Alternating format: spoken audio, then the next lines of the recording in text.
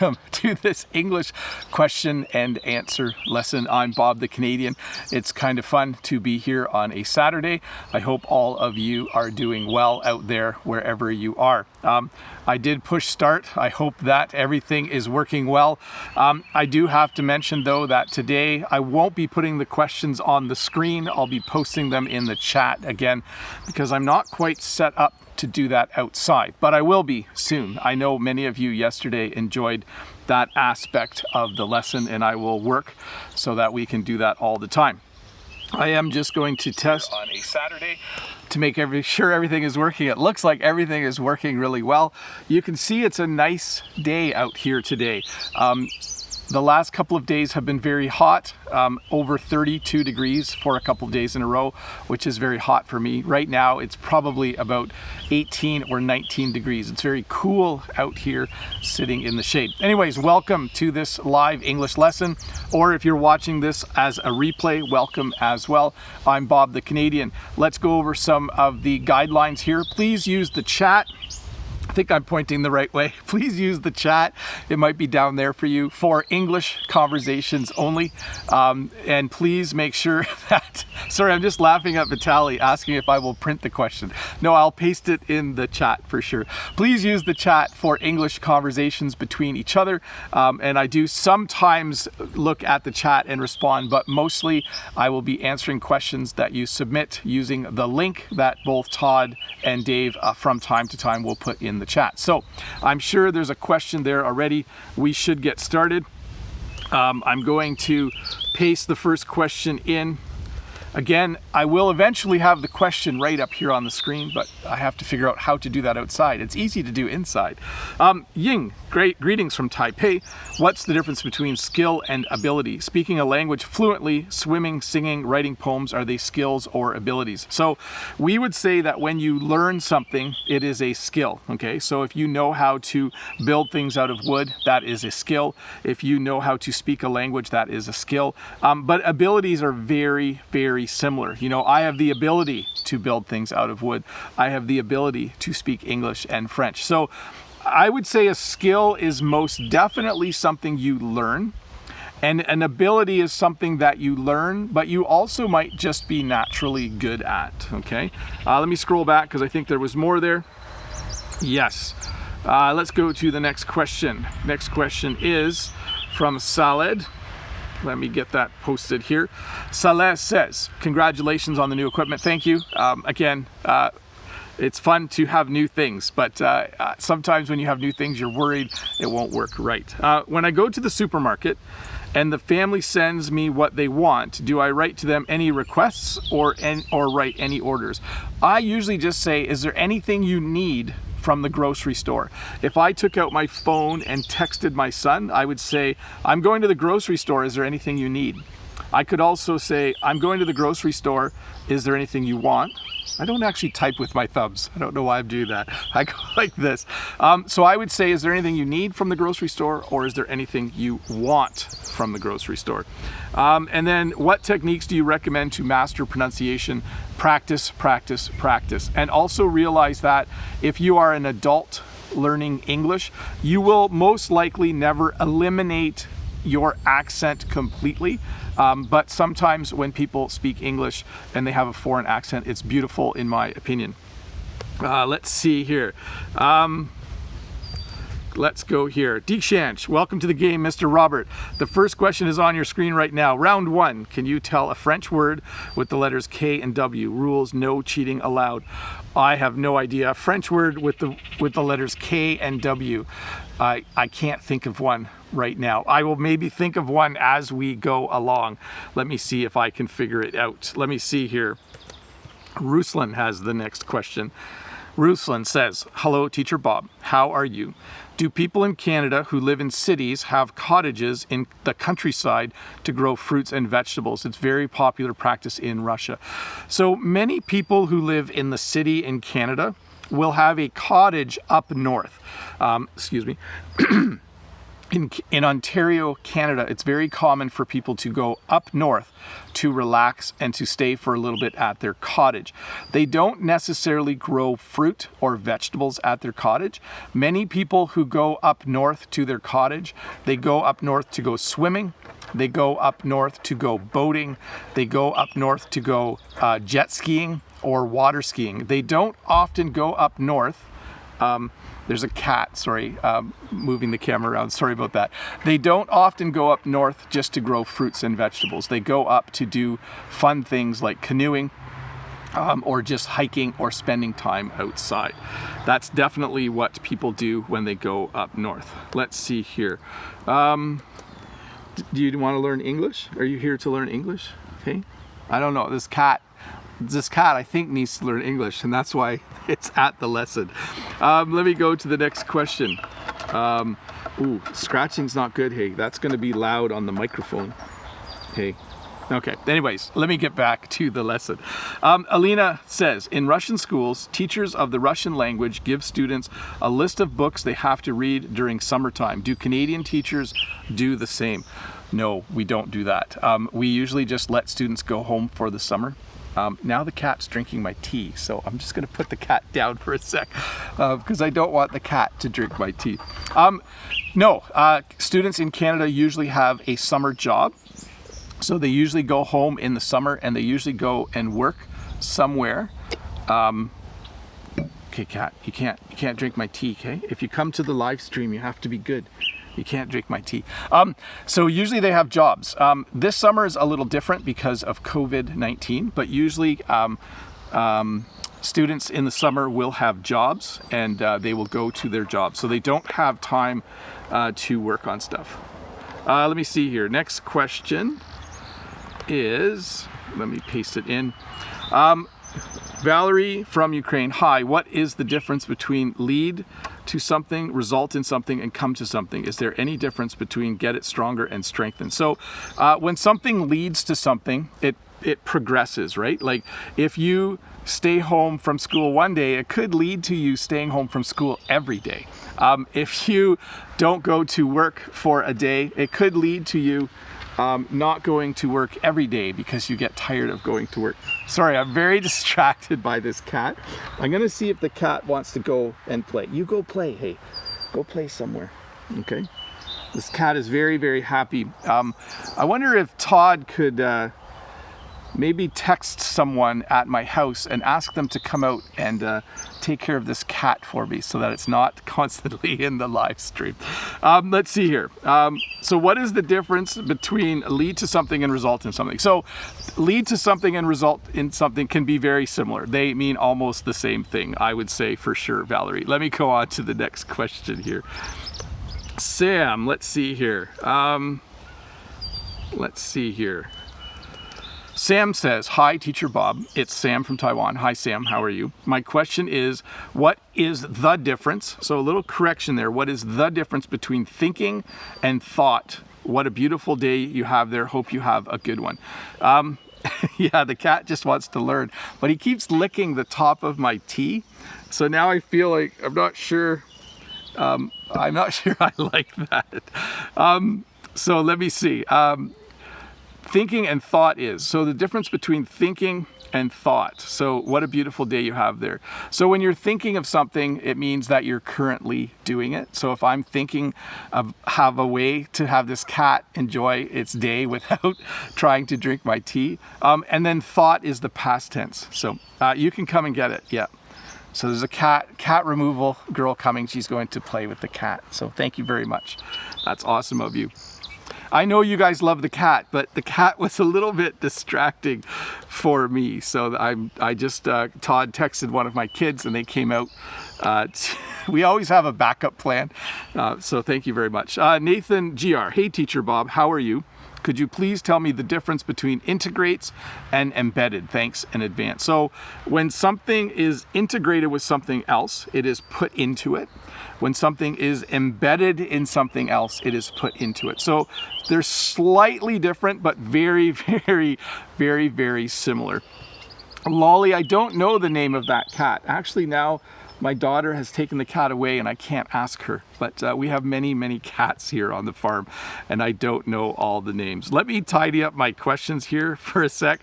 Let's get the next question from Hadar. Let's see. American English with this guy says, that's some quick service. Yes, Brent, we have a plan in place in case I need help during a live stream. So then I just tell Todd. Todd texts my family. So if I need an umbrella, if it starts raining, or cat removal service, we're usually on the ready for that, or ready for that. Hadar, thank you for everything. Is it I am laying down on my bed or in my bed? So you can lay down on your bed or in your bed. You can lie down on your bed or in your bed, but it's technically correct to say, let me just see, lay versus lie, because we say it wrong and I have to get this right. Let's see, lay means to place something down flat. Lie means to be in a flat position on a surface. So you can lie down on your bed. You can lie down in your bed. It's incorrect, but you can say that you are going to lay down on your bed or lay down in your bed. English speakers sometimes break the rules. So Daniel says, what's the difference between fun and funny? So if you are a fun person, it means that you're enjoyable to be around. If you are a funny person, it means you make people laugh. So a slight difference there. If you say that, I went on a trip and it was fun, it means that you enjoyed yourself. It means that you smiled a lot. I have to scroll back to see Vitali's last comment, that Cat the Canadian. Yes, that's the name of the cat, Cat the Canadian. So if you say a trip was fun, it means you smiled, you enjoyed yourself, and you had a good time. If you say the trip was funny, it means that you laughed a lot. So there is a slight difference between the two of them. Let me get to the next question. Let's see here. So, Shala, hello teacher, how are you? I'm good. Could you please tell me what is the difference between sympathy and empathy? Thanks a million. So, sympathy is when you feel bad for someone or you are sad because something happened to someone. Empathy is when you feel the same feelings as the person, okay? So when someone gets hurt, you could say that you feel sympathy for them. So you feel bad that they got hurt. If you yourself know what it's like to be hurt, you could feel empathy for them, which means that they're feeling hurt and you know exactly how that feels yourself. So hopefully that made some sense. Hopefully that is an explanation that makes sense to you. Let's see here. Let me go to the next one, next question. Let's see. Bilal, hello sir. I saw this structure in a movie. Get the door open. Kindly explain. When we tell people to get something done, like that's not a phrase that you would see a lot. It's really just, they're just communicating that they want the door open. But when you say get the door open, can you get the door open for me? Can you get the box from the top shelf for me? Can you get you're basically just asking someone to do something for you. Let's see here. Mimi has the next question. Can you tell me what the difference in pronunciation is between dry and try? So Mimi, I did correct a few things in your question there. So dry, so if something isn't wet, it is dry. And if you want to try something, it means that you want to do it maybe for the first time. So if it's not wet, it's dry. And if you want to do it, you might try it. So dry and try. They almost sound the same, don't they? For sure. Gleb from Moscow. Hello, Bob. Hi, Gleb. What is the difference between forgery and counterfeit? Thank you. Well, they're both fakes. So the common word would be to say it's fake. Like, is that money fake? Is that a fake watch? So generally, forgery is something that relates to like paintings. Like you might have a painting and it is a forgery, and that means the painting is a fake. You might have money that is counterfeit, and that means the money is fake. So they're just different words that you use for different things that aren't real, okay? So Norma says, the cat is learning English too. If the cat knew English, I think the cat would understand that I wanted him to play over there instead of, so now I want to drink my tea, but the cat licked it. So I'm just going to take the lid off because I don't want to drink from where the cat was. And there's a spider on here. Okay, go away, spider. Now I can have a sip. Ah, that tastes good. Yeah, I better put the lid back on so the spiders don't go in. Okay, let me see here. Not sure what happened here. Just one moment. I think the live stream's still going. I think for some reason my phone thought I was talking to it. So here we go. Son says, hi Teacher Bob. Let me get this pasted here. Hi Teacher Bob, can you explain what's the difference between foam and suds? Thank you. So, yeah, that's a good one. Like when you pour beer, it sometimes has foam on top, or you could say it has suds on top. I would say foam is for something like beer. Beer has a head of foam. And suds would be more related to something from soap. Like there might be a lot of soap suds in your tub when you put soap in the water. I'm not sure. But I think that's a fairly good explanation of the two. Let's see here. Alberto has the next question. Alberto says, hi Bob, thank you for answering my question. When should I use not and no, or is it just a Spanish problem? It might be. No is simply no, like the opposite of yes. Do you want to go to the store? No. Do you want to eat an apple today? No. But your confusion might come from the fact that if someone said, do you want to go to the store? You could say, I'm not wanting to go to the store today, or not today. There you go. Maybe that's the difference. Do you want to go to the store today? No. Do you want to go to the store today? Not today. So you can use not as a way to say no. Do you want to eat an apple? Not right now. But generally, no is the opposite of yes, and not is used to negate a phrase. So let me get to the next question here. Let's see here. Brent from the US. So this is a question from American English with this guy. He's in the chat right now, by the way. Brent says, Brent from the US. Do you have a lot of black flies in Canada? It is black fly season in Maine right now. Where I live, we have a lot of mosquitoes. We have some horse flies. We do not have a lot of black flies. In fact, we don't really have black flies at all. It's rare here. In most Canadian provinces, there are a lot of black flies for sure. Let's see here. Go to the next question. Next question is from Tom. Hi, Teacher Bob. How are you? I'm good, Tom. Thanks for asking. What are the rules of word stress in English? Thank you so much. So that's a pretty broad topic, and it's pretty hard to answer in one question. But yes, we do stress different syllables in our words. When we ask questions, it might be like you could say, going to the store today, or are you going to the store today? Or I'm going to the store today. So one was a question, the second one was a question, the last one wasn't, because I stressed different parts. But that's a little too hard to explain just in an English live stream in 1 or 2 minutes. So sorry about that. Just a sec here. I think I might have deleted things, which I do once in a while. Let's get to the next question. Eduardo Cruz has the next question. Here we go. Eduardo. Hi Bob, good morning. I have a question. When can we use perhaps or maybe, and what's the difference?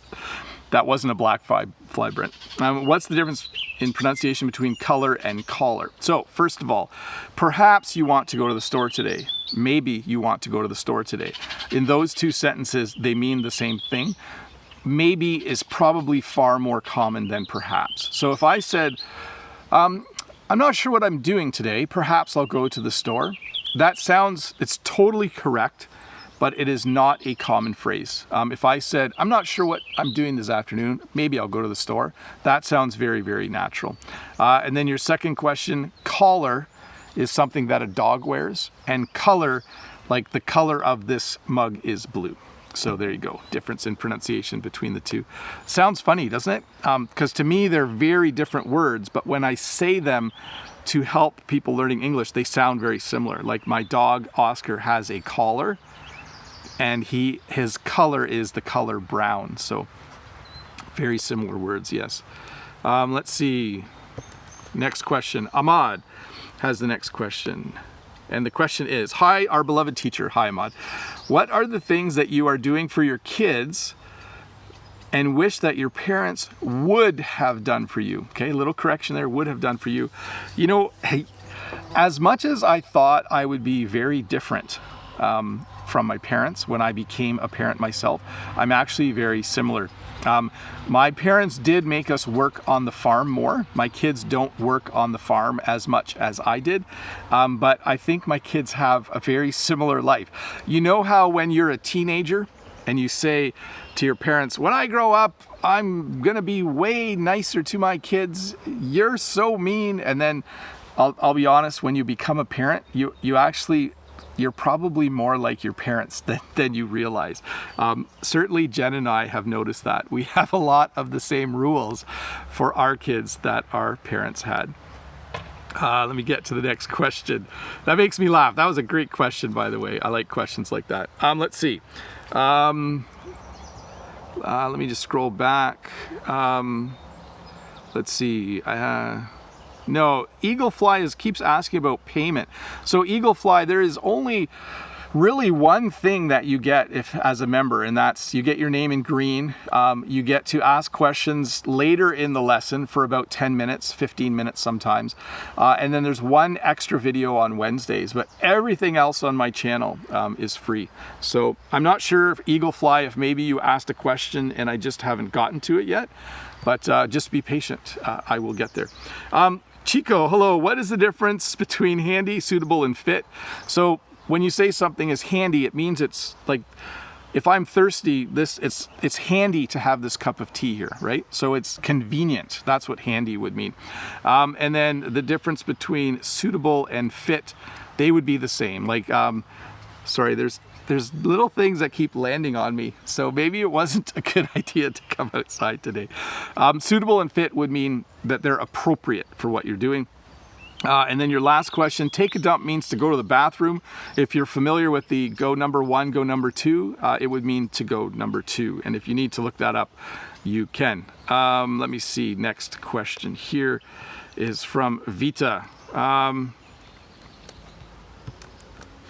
Sorry, little pause there. Vita from Ukraine. Hello, Teacher Bob. Hello, Vita.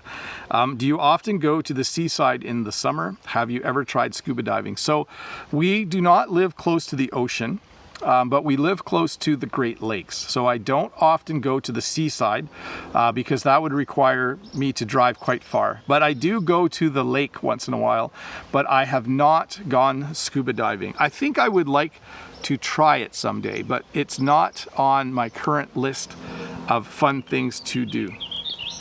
Let's see here. Irina from Ukraine. Hi, Bob. Are expressions bears noting and noteworthy interchangeable?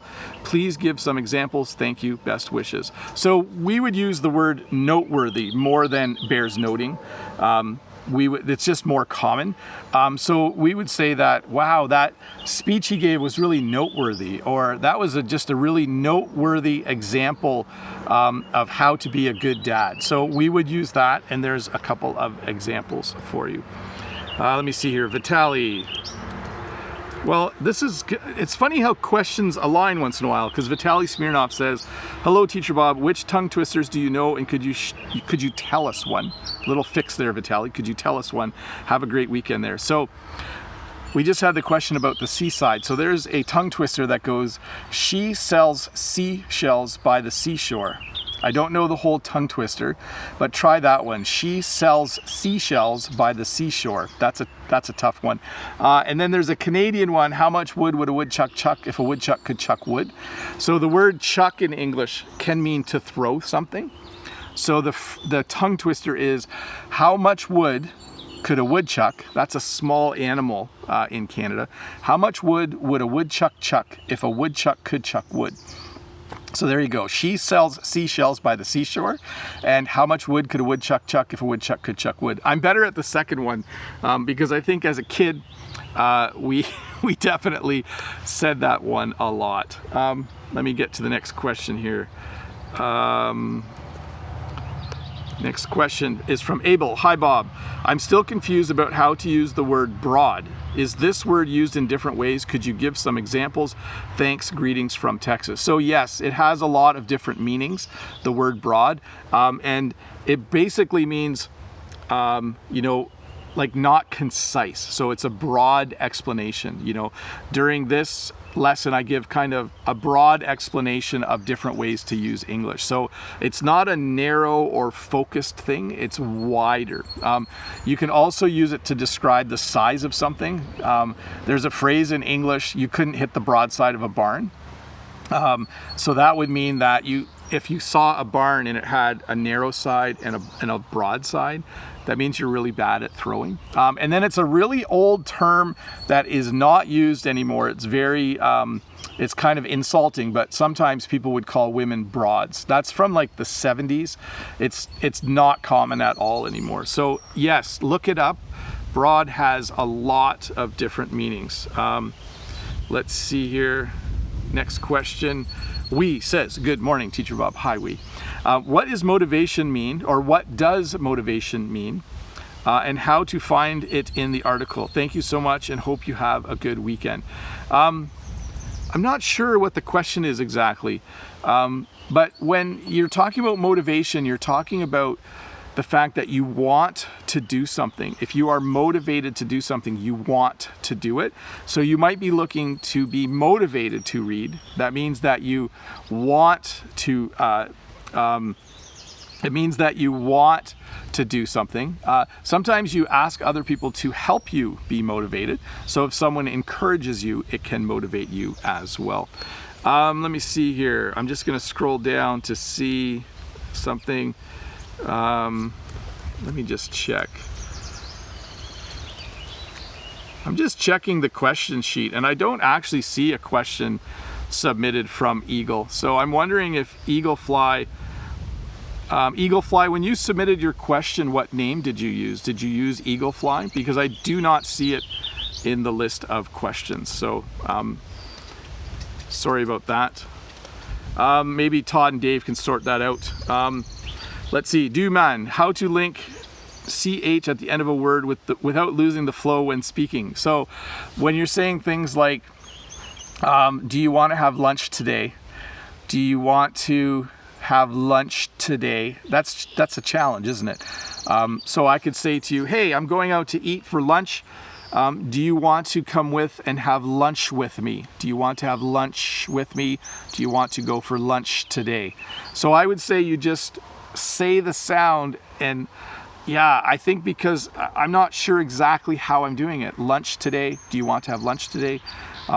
Yeah, just I think practice what I just said a little bit and hopefully that helps. Vitaly Smirnov, some money for printing the questions. Thanks, Vitaly, for that very much. Let's see. Next one. Margaretha has the next question. Margaretha says, hi, Teacher Bob. Is there any difference in how we pronounce censor and censor? Wait and wait. Thanks in advance. Best wishes from Ukraine. So no, censor and censor mean the same thing. And are pronounced the same way. They mean different things. And wait are pronounced the same way. Let's see here. Next question is from Ahmed from Egypt. How are you? I'm good. My question is, please explain to me.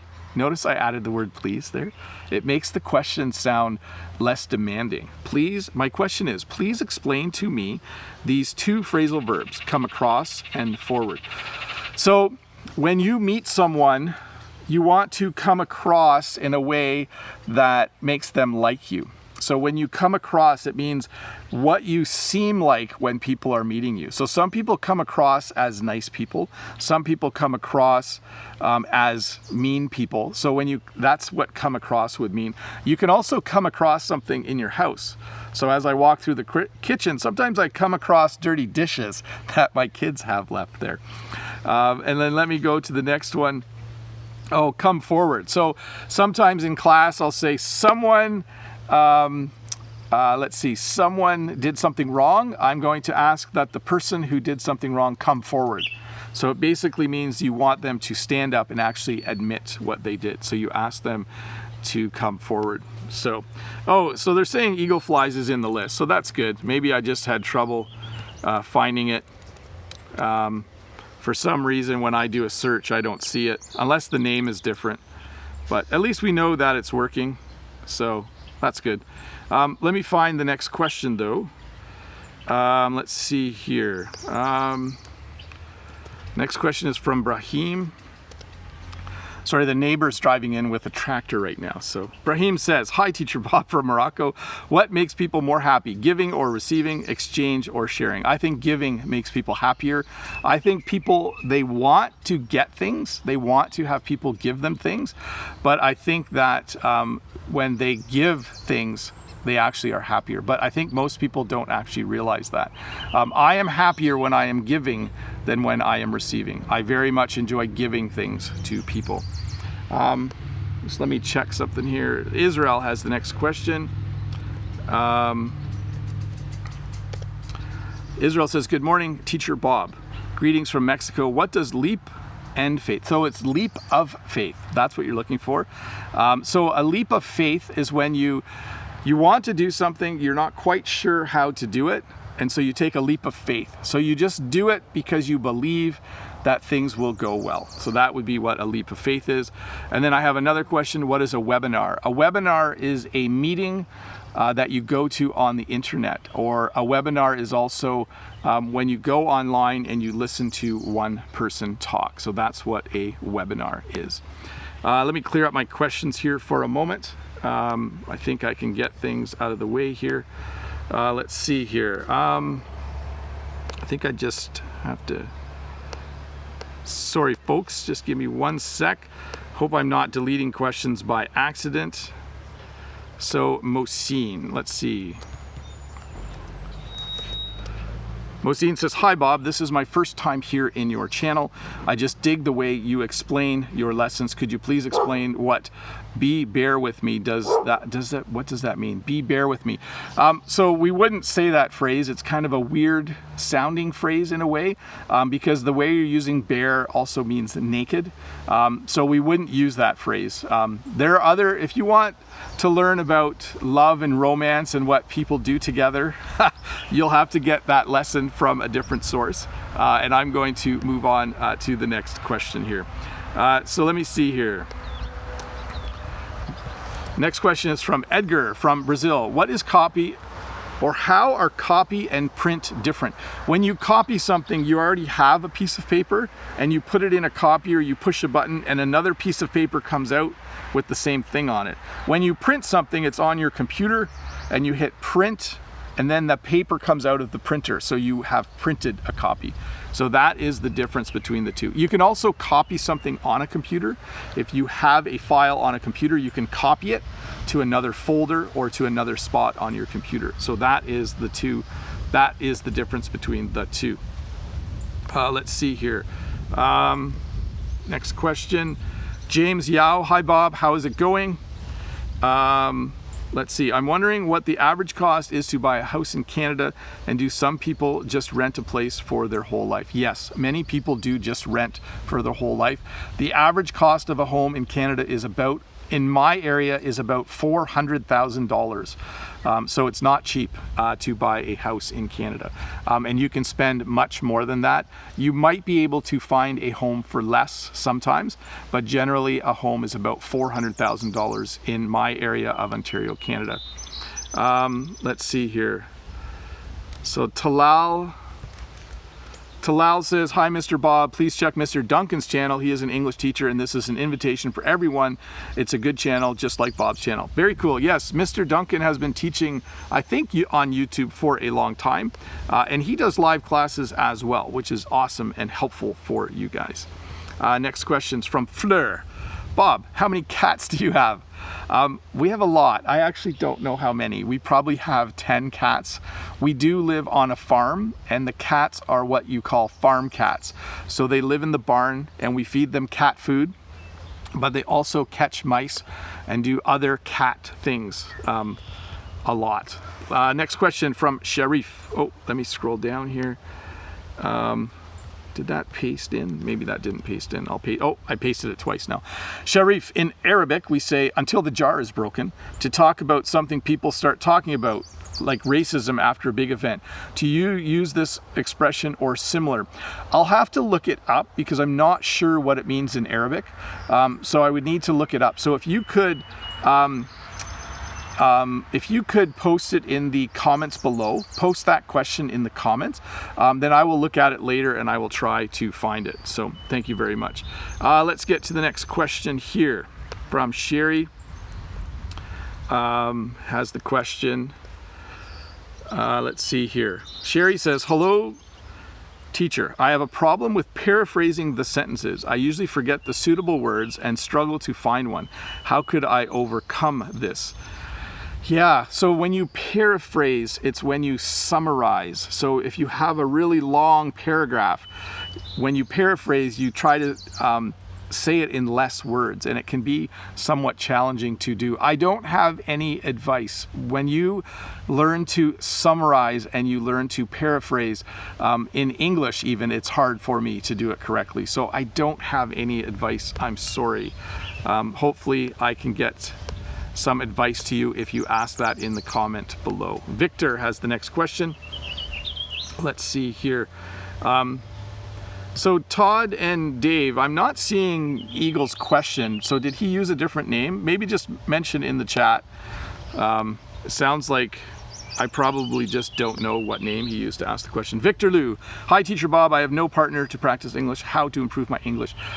So you can read and you can write and you can listen and you can learn vocabulary and you can practice your grammar. But in order to practice speaking, sometimes you do just need to find someone. So I wish you all the best. Sometimes you do need to spend money. But if you can find someone on a website like Preply, and there are other websites as well that you can use, that would be great. Thanks, Dave. So he did use a different name and it's coming up in a bit. So we're aware of it. That question will come up. Let's see here. Next question is from Steve. Hi, Bob. When you look for somebody, for example, look for Bob. Sorry. And ask around, what do you say? Do you see Bob? Do you see? Oh, you say, have you seen Bob? Hey, have you seen Bob lately? Has anybody seen Bob? Is Bob at work today? Does anybody know where Bob went? Those are all the questions that you could ask. So has anyone seen Bob? Have you seen Bob? Has anyone seen Bob today? Did Bob leave? Where's Bob? So depending on how you want to ask it, that is how it would go. Let's see here. Next question is from Lucia. So Lucia says, what time is it in Toronto right now? My son lives in Nanaimo, British Columbia, and it's 6:12 there right now. Yeah, so it's 11:36 a.m. right now where I am, and that is the same time in Toronto. So it's late morning where we are right now. Let's see here. Next question is from Louisa. Louisa says, one day I was at an airport and I needed to go to the gate Z, or as my American cousins would say, gate Z. And I was confused because the people pronounce it as C. Why? And is there a difference?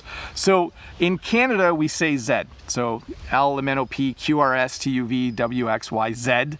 In America, they say Z, which sounds a lot like C, and it was probably somewhat confusing. So slight difference, A, B, C, C, and at the end, X-Y-Z, X-Y-Z. I just like Z better. It avoids the confusion. Brent, your country should switch to saying Z instead of Z. Let's see here. Ilian. Next question, Ilian Santos. Hi, Bob. Could you please tell me what is the best word to use in this sentence? Do you like soccer or basketball better? So there's a few ways to say that. You could say, do you like soccer or basketball? Which do you like best? Soccer or basketball? Do you like soccer or basketball better? Or what was the last one? Which one do you like the most? Soccer or basketball? So there's a couple ways, a couple different ways to do it different. Let's see here. Next question is,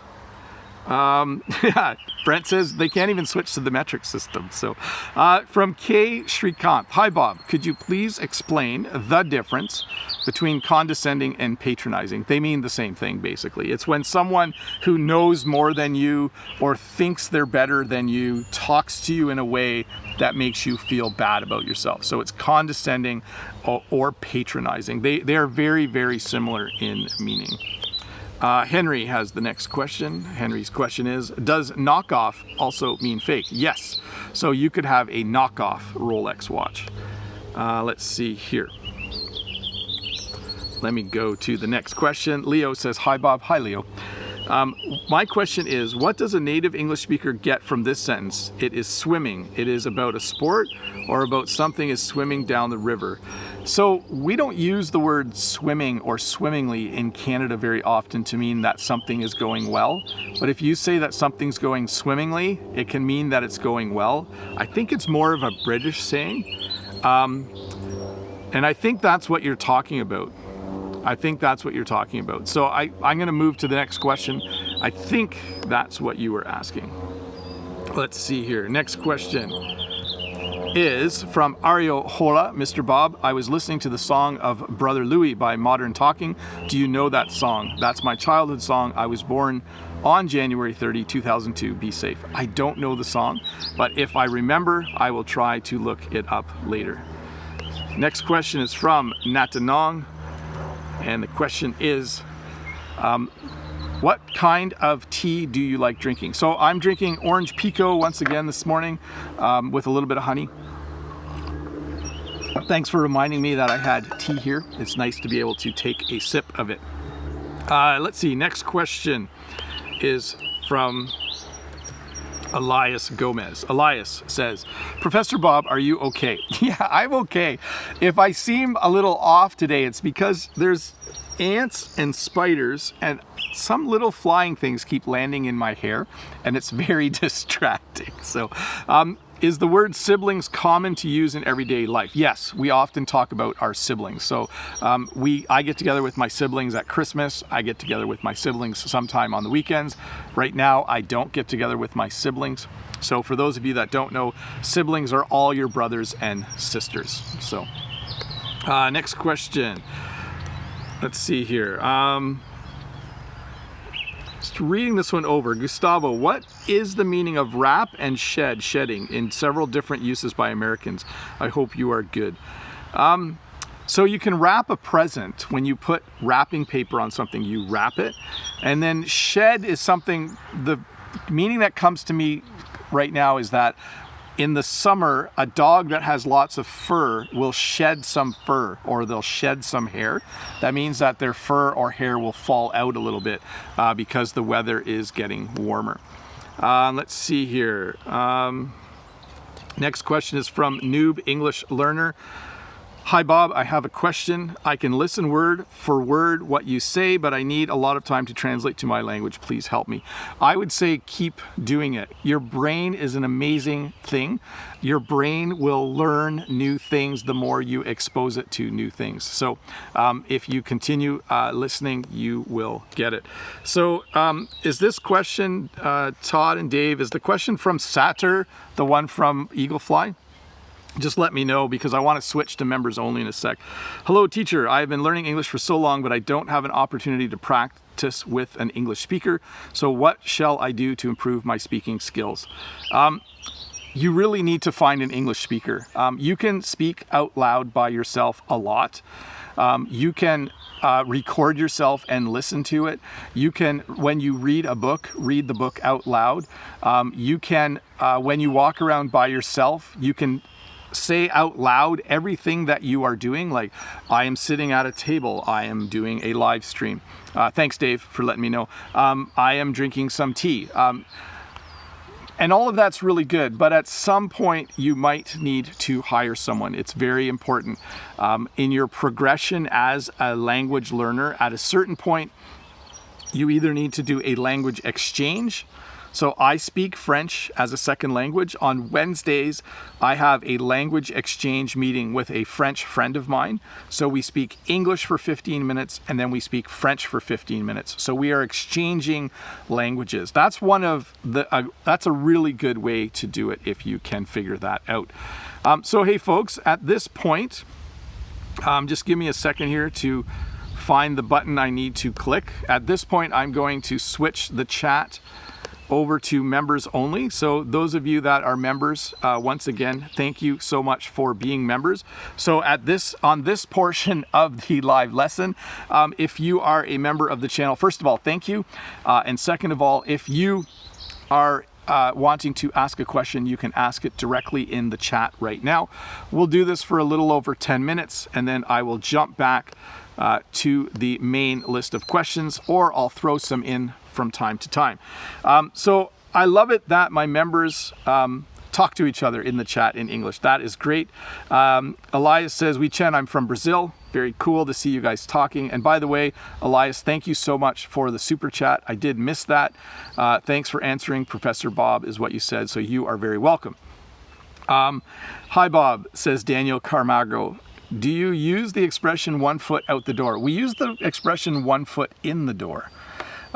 That's probably more common. So when you try to get your foot in the door, or when you have 1 foot in the door, it means that you are trying to do something and you've gotten a good start on it. Lolly says, I hear poutine is called a heart attack on a plate. Do you eat poutine, Bob? No, I do not eat poutine very often. It is French fries with cheese, with gravy. It is not healthy, but you should try it if you come to Canada for sure. Let me see. Samuel, dear Bob, could you pronounce correct and cracked, please? These two words sound really similar to me. So the correct way to say correct is to say correct. And this morning, oh, I see. I think they're little inchworms, maybe. Anyways, this morning I cracked a couple eggs into the frying pan. Teacher Bob, says Alina, what does the phrase "I'm breezy" mean? I'm not sure, Alina. It might be a British phrase. We don't say it in Canadian English. I've never heard that phrase. Maybe it means that you're happy, but I'm not sure, or easygoing. Ebert Castillo Gonza, hi Teacher Bob, what is your opinion about the shadowing technique for improving English? So I'm in favor of every technique, and I think the shadowing technique is very, very helpful. So the shadowing technique is a technique where you listen to an English speaker and then you repeat what they are saying. And I think it's very helpful along with other things. So certainly do it. Julia says, please explain to me what is the difference between toss and throw. So when you toss something, it means you kind of throw it slowly. Like, hey, toss me a pen. And you would toss it. If I said, throw me a pen, I could throw it like this, but a throw could also be like this. So I would say a toss is a slow throw, and a throw can be any time you toss or throw something to someone, but usually it's a bit harder. So if I say, hey, throw me that ball, or you know, why don't you throw that over the fence, it means to throw. So a toss is a little more gentle, perhaps. Sam, hi Teacher Bob. You always come up with good ideas at making good videos. Have you ever struggled without ideas? So here's what I do, Sam. Whenever I have a good idea, I put it on a list. I write it down somewhere, and then I try to keep ahead of myself. So usually there's 3 or 4 videos ready to go on the list of ideas. Mimi says, how long do you sleep per day? 8 hours, sometimes 8.5. I try to sleep well. Professor Bob, says Elias Gomez, I heard this phrase, she wants to get all her ducks in order first. Can you explain that? It didn't make much sense to me. We usually say that someone wants to get their ducks in a row. You sometimes hear ducks in order, but it means that you want to do everything right. If you wanted to immigrate to another country, you would want to have all your ducks in a row, or you would want to have all your ducks in order. So you would want to have the right paperwork. You would want to make sure that you have the right identity card. You would want to have all your ducks in a row. You would want to make sure you do everything properly. Let's see here. Let's see, doesn't make sense to me. Rod says, Mr. Bob, will there be a live stream with your older son? Maybe one day. He's not super interested, but we'll see. American English, lolly lolly. I love poutine. We have a restaurant that serves only poutine. They have a plate called Les Trois Cochons. And then Daniel says, poutine, it's not healthy, but it's really tasty. It is definitely really tasty. And Vitaly says, toss a coin to your Witcher. If any of you have watched the show The Witcher on Netflix, that's what Vitaly is working. Gleb, what is the difference between value and worth? So something has value, something can also have worth. They mean the same thing in that sentence. Haloisa SP, hi Bob, how are you? Bob, could you please make a video about slang? When I say, how are you, at my job, the guys welcome me with a warm smile. I feel more like part of the team. Yeah, so it's slang, but it's also just the way we speak sometimes, right? Like, how are you? Or how's it going? Or what's up? The fast way we speak. So yes, I will do a video.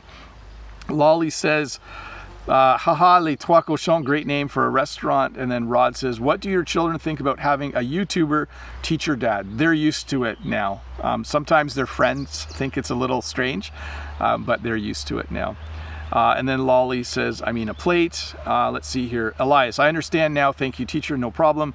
Bob, how are the flowers after the last snowfall? So we are behind Daniel. That means that normally flowers would be blooming right now, but they're not yet. So we hope in 1 week that the flowers will be blooming. You can see over my shoulder the peony bushes back there. There are only 1 or 2 flowers on them right now. The rest are all buds, and we're waiting for them to open. Let me grab another question from the big list. Let's see here. Next question, let me get that pasted in. Members, keep asking questions if you want in the chat. Efio Y says, hello teacher Bob, my question is strategy and strategic. What is the difference between them? Thanks. So in order to be strategic, in order to be described as strategic, you need to have a strategy, okay? So in order to be strategic, you need to have a strategy. That is the difference between the two. So let me see, let me get to the next question here. Vitaly says, I wish you make a video about planting plants and working on your tractor. So I do plan to do that. At a certain point. But right now, the plants aren't blooming. So I'm going to wait, Vitaly, until things are blooming and things look more beautiful. Elias says, Professor, you can give some examples using a phrase is off the table. When you are trying to make a deal with someone, there are things that are on the table. There are things you will talk about when you make the deal, and there's things that are off the table. There's things you will not talk about. So sometimes when people make a business deal, they say, you know, our sales in South America are on the table, but our sales in Europe are off the table in this discussion. So it just means that they are included or not included. Did they have trouble down there, Jen? The Husingas, did they have trouble? Oh, is that why he was barking? Yeah. Anyways, just never mind. I'm still live streaming. I just thought I'd ask. Let's see here. A video, Alina says, a video about working on the tractor would be great. Sorry, I was just asking Jen if there was some trouble getting some stuff to work over there. So, Sioko says, today you look good, but so busily some. Anyways, thank you sincerely. Yes, I look a little busy, don't I? Alina, that's a great idea. I like it. Yes, I will do that. Mimi says, good night, teacher from Thailand. I'm so tired. I will see your video tomorrow. Excellent. Thank you very much. Let me grab the next question here. And I don't know the answer to it. Gyan Basnet says, could you explain the difference between universalism and cosmopolitanism? Thank you. Well, I can pronounce them, universalism and cosmopolitanism, but I don't actually know the difference or what they mean. So sometimes even Bob the Canadian doesn't know the answer. Prouse says, hi Bob. Hope things are going well. How can we use this one in a sentence? Up to no bad. And what's the meaning behind it? So I've never used that phrase, but I've used the phrase up to no good. When you say that a teenager is up to no good, it means that they are being bad. They are doing something they shouldn't do. Sometimes teenagers go out at night and sometimes they're up to no good. So I haven't used the up to no bad. Maybe it's a new slang phrase, but I have heard up to no good. Let's see here. Let's see, next question. Next Friday's topic, tractor from Vitali. And then Alina says, I agree, it's a great idea. Let's see. Rod says, American English with This Guy has an awesome channel as well. Check it out. Yeah, so Brent from American English with This Guy also teaches English on YouTube. So check him out if you are looking to have more live lessons. Let's see here. Aron has another question. Aron from Italy. Hello, Bob. Which side of Niagara Falls has the best view? Well, Canadians think that the Canadian side has the best view, and I think Americans think the American side has the best view. I recommend that you view it from both sides. It's just a good idea. I also think the Canadian side's pretty cool. So anyways, I don't want to offend any of my American friends, but I am partial to the Canadian side. Mimi, who I think has left, has a question here. Hello, Teacher Bob. I have some questions about farming. I grow some vegetables and I have a problem with leaf miner flies. Do you have a solution to fix this problem? I don't. Hopefully there is a natural predator that will eventually come and eat them. That would be really nice for you. Let me do one more question and then I'll flip the chat back. The question is from Nexon. Hi, how are you? I'm good. I just want to know how to use the word prompt. When you are prompt, it means you are on time. Okay, so if you are someone who is prompt, if someone says, oh, Bob the Canadian, he is prompt, it means that he starts everything on time. It has a few other little meanings that you might want to look up, but for sure. Brent says the Canadian side is way better. And then Alina says, Teacher Bob, would you please explain one more phrase? It's off the record. So if you talk to a reporter, you are either on the record or off the record. So if I was someone who worked in the news industry and I was writing a newspaper article or doing a newspaper or doing a news piece on television, and I was talking to you, if you are on the record, it means that I am going to put it in my article. Whatever you say, I'm going to write down. If it's off the record, I can't put it in the newspaper article. You just are telling me something that you would like me to know about or to hear. So things can be on the record and things can be off the record. That's definitely something that is used in journalism. I'm just flipping the chat back here, guys. Thank you so much to my members again, and thank you for being here and thank you for supporting me. You are helping me do as good a job as I possibly can to teach English here on YouTube. Let's do a few more questions though. Next question is from Haley. Haley says, hi Bob, how are you? I'm good, Haley. I just wanted to ask, what does indeed and persistence mean? Thank you so much. So indeed is simply a way to say that you agree with someone. So that is indeed a good question. Or Bob the Canadian does indeed do really good lessons on YouTube. Sorry, that was a little arrogant there. And then persistence is the act of persisting. So if you say, is the describing the character trait of being persistent. So if you say that person has persistence, it means that they are persistent and that they persist a lot. So my kids persist a lot when they ask if they can have a snack. So they don't just ask once. They usually ask twice or 3 times, maybe 4 times or 5. So they are very persistent. Let me get to the next question. Next question is from Olga. Could you explain the difference between quite and enough, please? For example, quite big and big enough. So if you say your brother's quite big, like that would mean he's really, really tall. But if he's big enough, he's just the right size to reach the ceiling, you know. So that's how I would describe those two. Let's see here. I'm just looking at the chat for a sec. So in the chat, Riyadh is saying, can you talk about what's happening in the USA?